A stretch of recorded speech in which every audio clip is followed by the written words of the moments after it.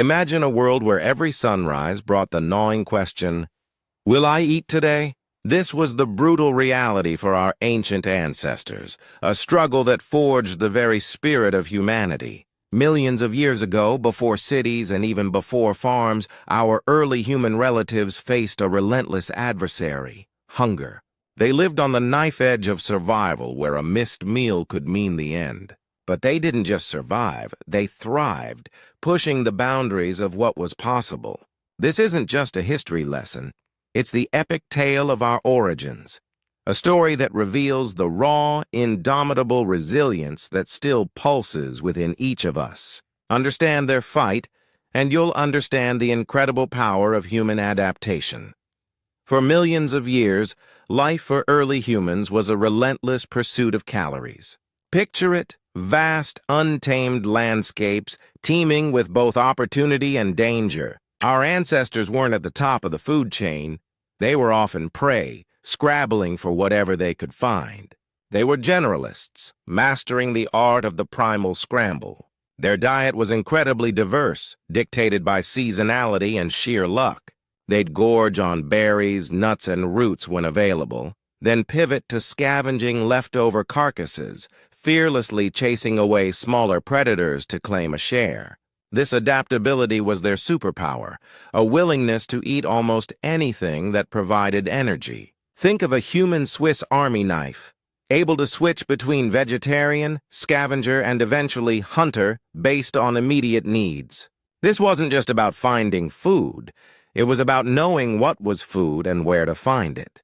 They possessed an encyclopedic knowledge of their environment passed down through generations. Which plants were safe? Which roots held life-giving starch? Where did the herds migrate? This wasn't conscious academia. It was survival instinct honed to a razor's edge, every mistake potentially fatal. The very landscape was a classroom, a supermarket, and a battlefield all at once. They learned to read the signs, to track, to anticipate. Their bodies, too, began to adapt.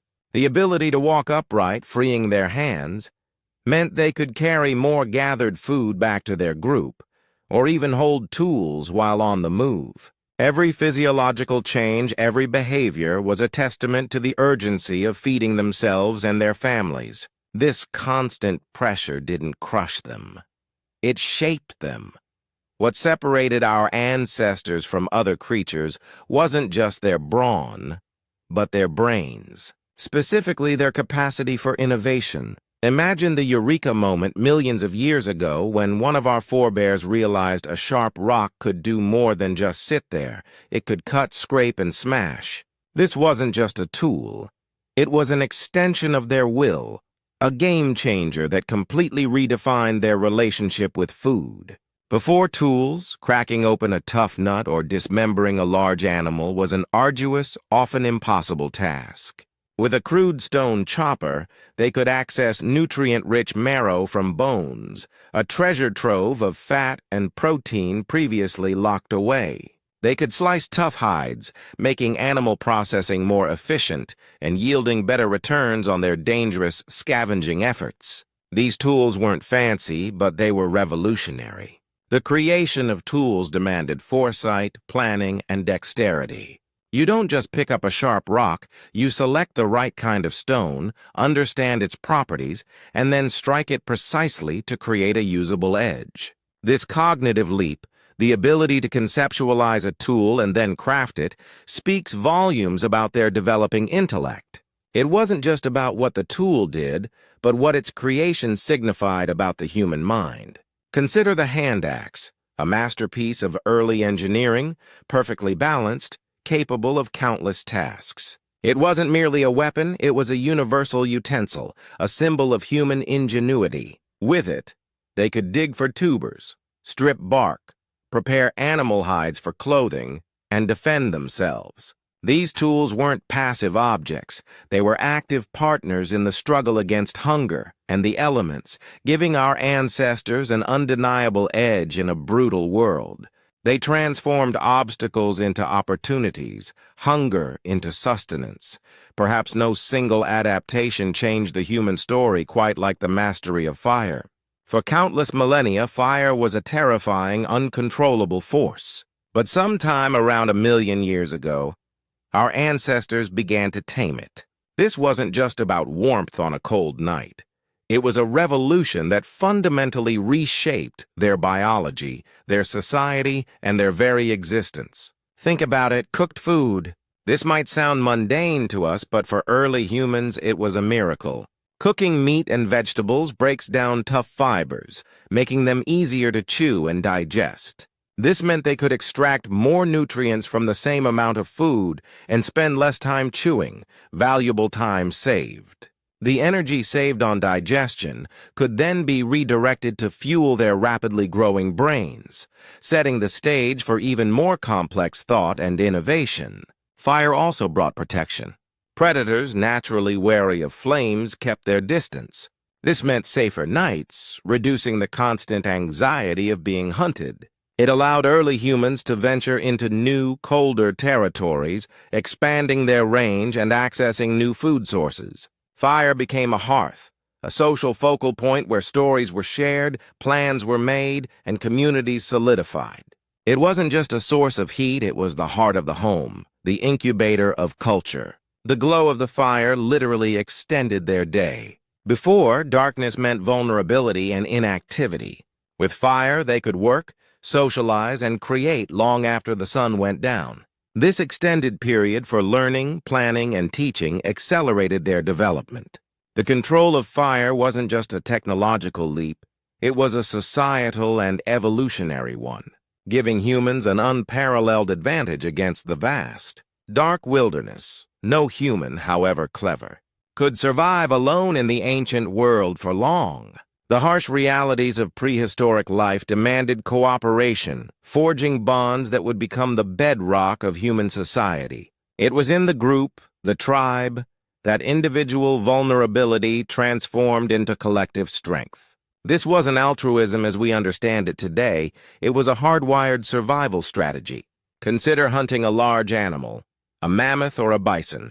A single individual stood no chance, but a coordinated group, communicating, planning, and executing together, could bring down prey many times their size.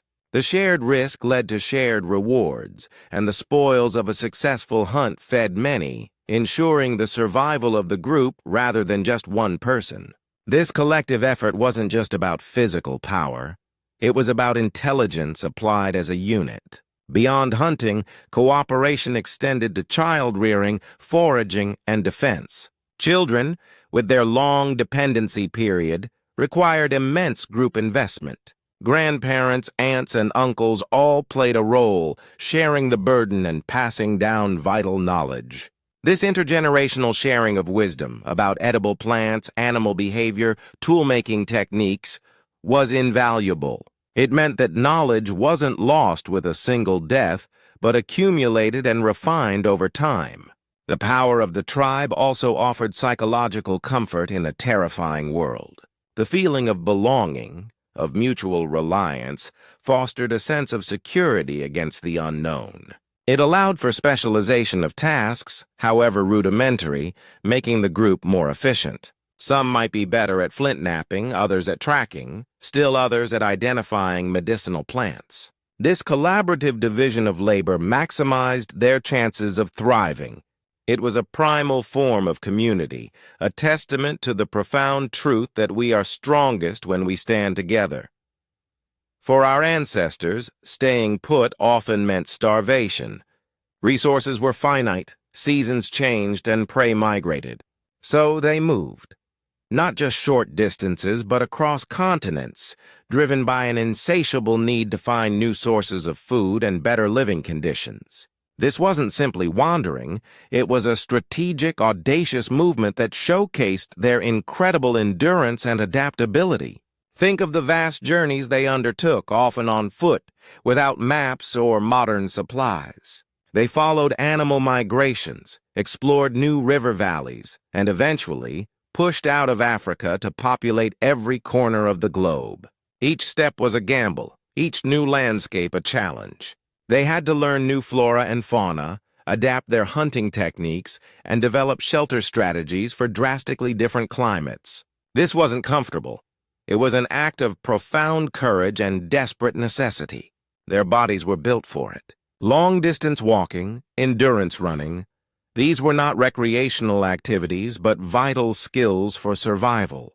They learned to navigate by the stars, read subtle changes in terrain, and predict weather patterns. Their mental maps were incredibly sophisticated, allowing them to remember water sources, plant locations, and animal trails across immense distances. Every move was a calculated risk, a testament to their unwavering determination.